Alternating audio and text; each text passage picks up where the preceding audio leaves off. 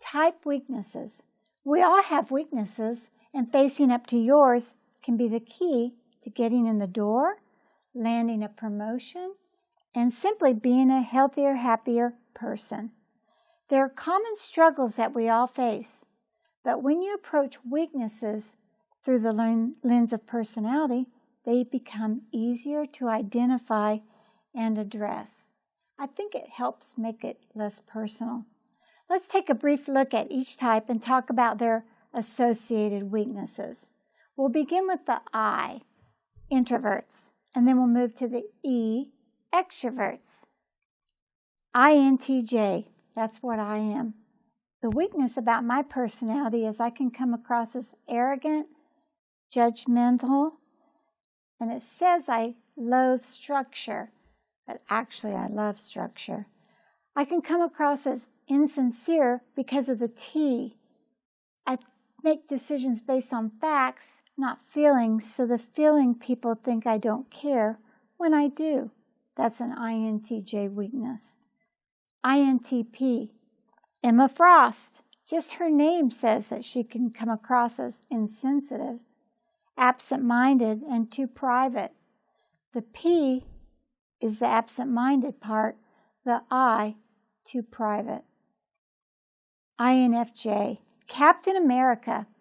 He too can come across as too sensitive and private, and perfectionistic tendencies because he needs to have a cause. INFP, the Hulk. He can come across as impractical, too altruistic, and idealistic. This sets him up for one disappointment after another. ISTJs, of all the types, this is the type that is the most military because of the S and the T and the J. They want to know what is. They don't want to think about possibilities. They make decisions based on facts, and they're organized. So that sets them up to be insensitive and stubborn and driven by rules instead of possibilities. ISFJ, such a kind heart the ISFJs are, but they can come across as repressive rather than expressive, too humble and shy because they just don't want drama, but people can perceive it in a different way. ISTP, it's the Bruce Banner side of the hawk. His personality can come across as stubborn, private, and reserved.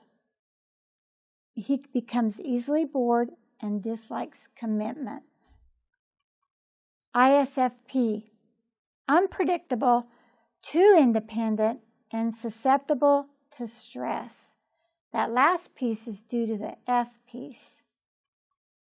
ENTJ, Aquaman, stubborn, domineering, intolerant, and impatient. The ENTJ. ENTP, Deadpool, one of my favorites. You can also call him the devil's advocate.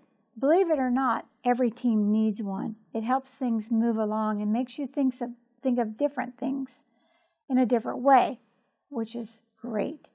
But they can come across as argumentative, insensitive, and intolerant. But please don't cross Deadpool off your team. ENFJ, Wonder Woman. She can come across too sensitive. Why? That F. And selfless, and self-esteem can be an issue too because she's always wondering how people think of her. ENFP, not very practical or focused, and he can get stressed out. They're very innovative, very feeling, very creative with that P factor, but their energy won't last long, and that's how they can get stressed out. ESTJ, Thor. He can come across as judgmental, needs too much order, too inflexible, and stubborn.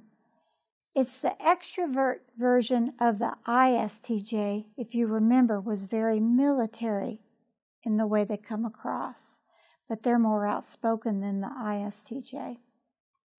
ESFJ, Again, a warm-hearted person, no nonsense, no drama. I love ESFJs. They soften my INTJ preferences, but they can come across as thin-skinned, too set in their ways, and they worry about their social standing.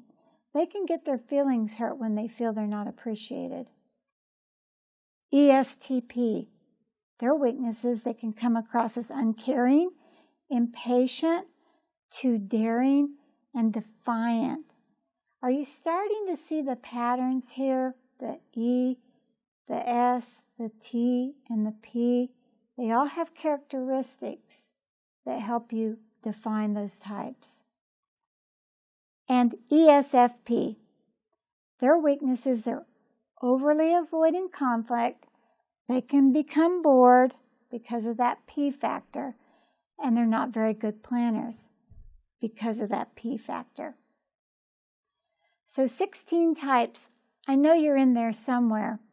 After you note your weaknesses, think about the patterns to your behaviors, your preferences that may have not served you well in every situation. Rather than being close to the middle on a preference, maybe you fall to the extreme side of a preference. The further you are from the middle, the less you may be able to understand or act like the opposite. An extreme T thinker, for example, may not understand the emotional toll it takes on people when decisions don't consider the emotional impact. An extreme E extrovert could drain others by their need to always exert their energy forward, especially if they work with a lot of I's, introverts. Knowing your strongest preference, the one furthest from the middle, will help you to be on alert, to include others on your team who are opposite that preference, and help you to be mindful to listen, act a little less from that dominant side as needed. And talk about your dominant preference with others to help them know who you are. When you need to consider an opposite, they might be able to help you. It's about having balance, softening those extreme edges so that you can interact with all types successfully.